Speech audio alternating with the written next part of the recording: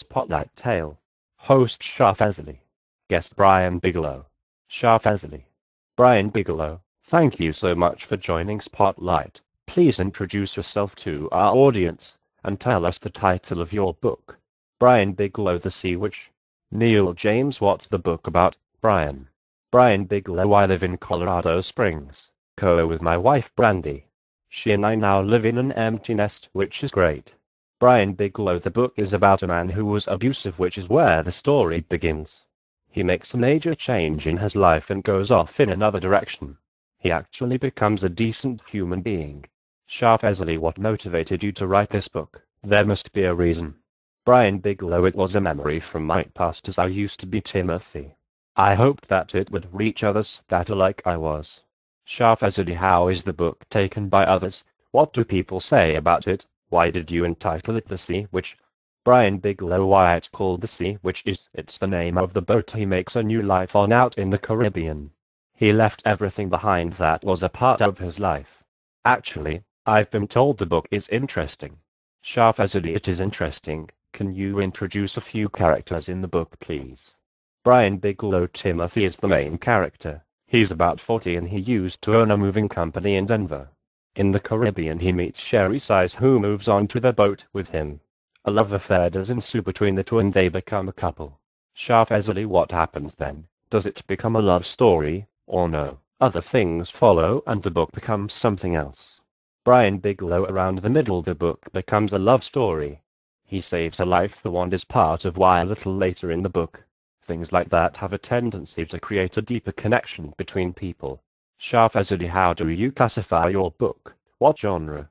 Brian Bigelow, I classify it as drama/sea adventure.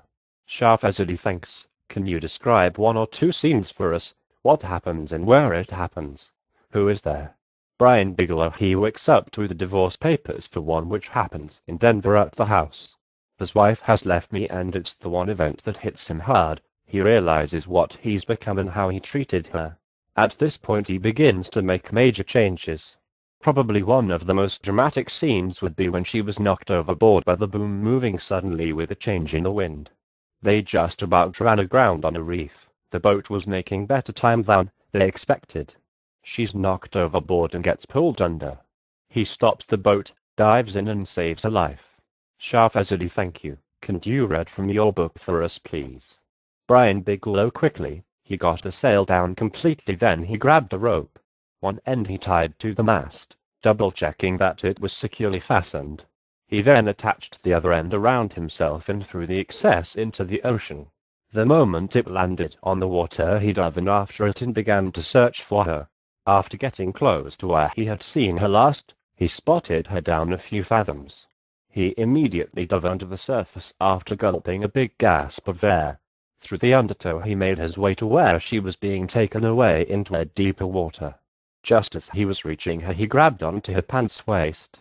Then he loosened the rope tied around his waist and looped it one-handed around the two of them. He then began to pull her towards the surface. Even with both of his arms available it seemed to take all of his strength. Soon though, they had broken the surface. Timothy then began to pull Sherry Size the rest of the way to Sea Witch. With an almost superhuman effort he pushed her up over the side onto the deck. Breathing heavily, he almost couldn't pull himself up. But finally he succeeded getting on the deck and rolling her onto her back. Then he began to give her CPR, a series of quick chest compressions and breaths into her mouth. After about a minute a bunch of water came out of her mouth and she began to cough. He fell down on the deck, now totally exhausted from the effort he had just made. For a couple of minutes he stayed there, not moving at all. Then he opened his eyes and began to look at Sherry Size on the deck as she was lying on her back. She appeared to be looking at the top of the mast above her. Shah Fazli, is the book a two-character and sea story, or are there other people and places also involved? Brian Bigelow, there are two main characters and the main scene is the boat. They also visit many Caribbean islands, so where there are physically changes. Every last town is a real place and many places in the town are real also.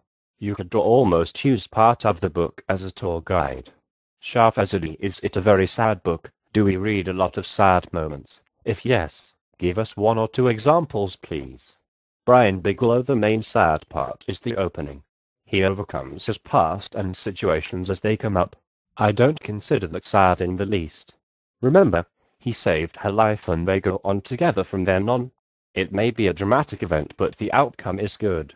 Shah Fazli. Yes. Who do you think would read your book? Do you have your target readers?